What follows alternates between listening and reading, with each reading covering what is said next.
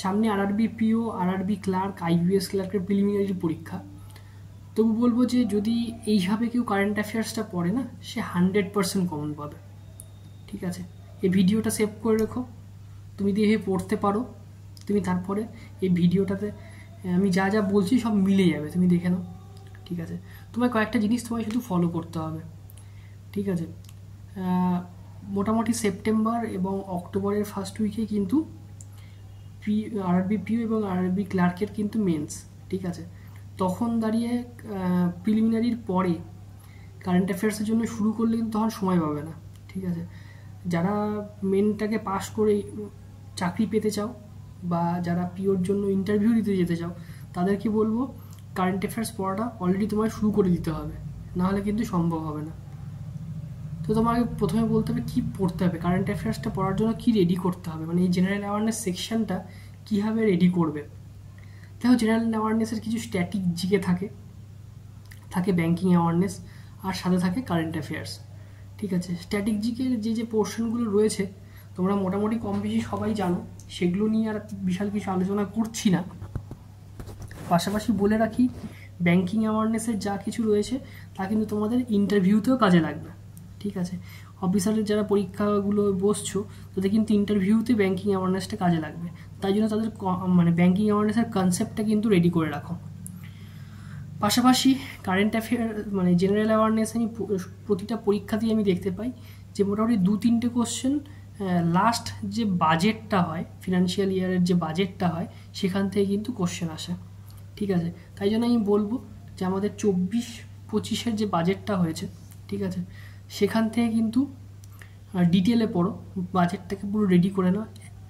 বছরের শুরুতেই তুমি যদি বাজেটটা রেডি করে রাখতে পারো, তাহলে প্রতিটা পরীক্ষার আগে তুমি একবার করে চোখ বুলিয়ে নেবে, তোমার কিন্তু হয়ে যাবে। মোটামুটি 1-2 প্রশ্ন থাকে, আরআরবিতে তো থাকবেই।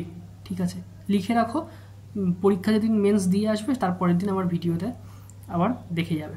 ঠিক আছে, ছিল কি না। ঠিক আছে, আমার এক্সপিরিয়েন্স তাই বলছি, আমি যতবার মেন্স দিয়েছি, ঠিক আছে, প্রতিটা মেন্সে আরআরবির ক্ষেত্রে প্রতিটা মেন্সে আমি বাজেট থেকে প্রশ্ন পেয়েছি 1 থেকে 2। ঠিক আছে, একটা প্রশ্ন থাকবেই, দুটো থাকতে পারে, 2-3টে থাকে, 3টে পাইনি অবশ্য, তবে 1-2 পেয়েছি। এটা গেল। এবার কারেন্ট অ্যাফেয়ার্স, যে কারেন্ট অ্যাফেয়ার্স পড়বো কী করে। কারেন্ট অ্যাফেয়ার্স পড়বো কী করে বলতে গেলে তোমাকে লাস্ট 6 মাসে কারেন্ট অ্যাফেয়ার্স কিন্তু রেডি করতে হবে।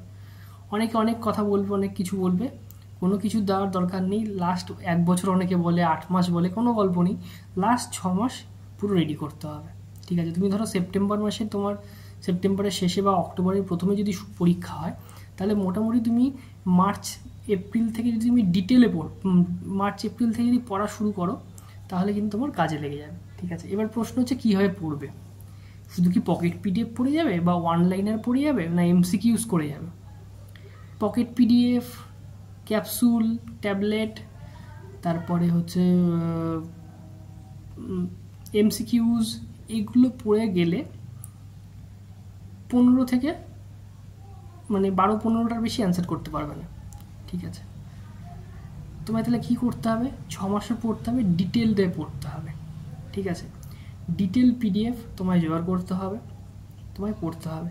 এবার কতটুকু পড়বে, কি পড়বে, সেই বিষয়টা কিন্তু একটা সবথেকে মানে ইম্পর্টেন্ট পয়েন্ট, যে কারেন্ট অ্যাফেয়ার্সটা কতটুকু পড়বো। আমি যদি কোনো একটা কারেন্ট অ্যাফেয়ার্স নিয়ে ধরে বসি, সেই সম্পর্কিত অনেক ইনফরমেশান থাকছে। একটা পেপারেও তুমি যদি একটা খবর দেখো যে খবরের এই পোর্শনটা ইম্পর্টেন্ট, ঠিক আছে, তো ওখানে দেখবো ওখানে তার সাথে আরও 1000টা ইনফরমেশান দেওয়া আছে, তাহলে আমাকে পড়বো কতটুকুটা। এই প্রশ্নটাই কিন্তু একদম মাথায় ঘুরতে ঘুরতে শেষ। তাহলে আমাকে কী করতে হবে, তাহলে আমার দেখতে হবে যে ইউটিউবে বা বিভিন্ন ওয়েবসাইটে যে ডিটেল পিডিএফগুলো আসছে সেগুলো পড়তে হবে। তো ইউটিউবে অনেক স্যাররাই ক্লাস করান, ঠিক আছে, কারেন্ট অ্যাফেয়ার্সের জন্য। তাদের যে কোনো একজনের পিডিএফ নিয়ে তোমার কিন্তু ফলো করতে হবে। ঠিক আছে, হয়তো দেখা যাচ্ছে কোনো একজন টিচার, সবাই ভালো পড়ান, ঠিক আছে, এটা নিয়ে বলার কিছু নেই।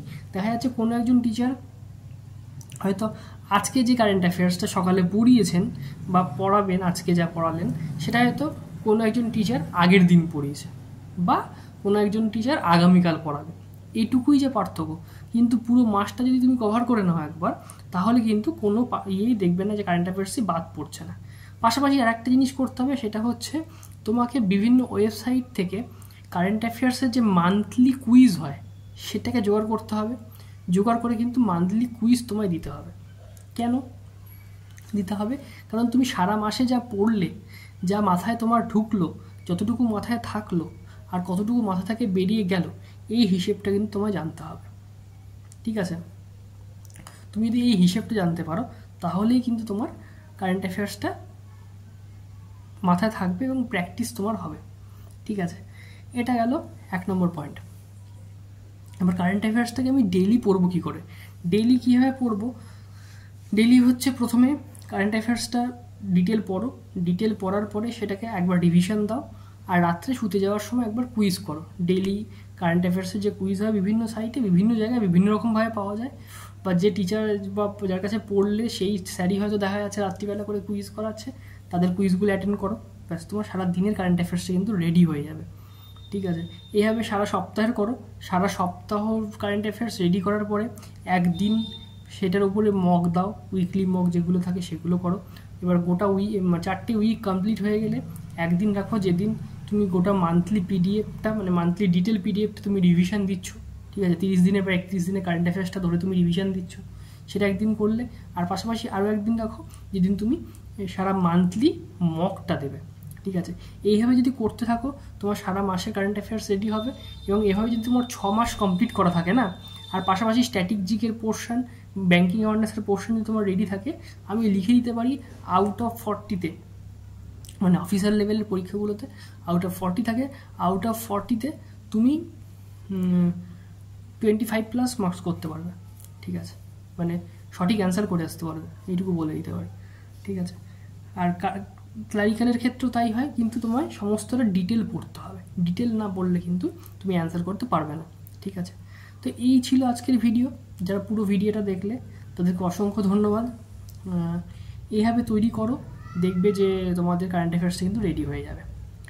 তো আজকের ভিডিওটা ভালো লাগলে একটা লাইক করে দিও, চ্যানেলে নতুন হলে চ্যানেলটাকে সাবস্ক্রাইব করে দিও।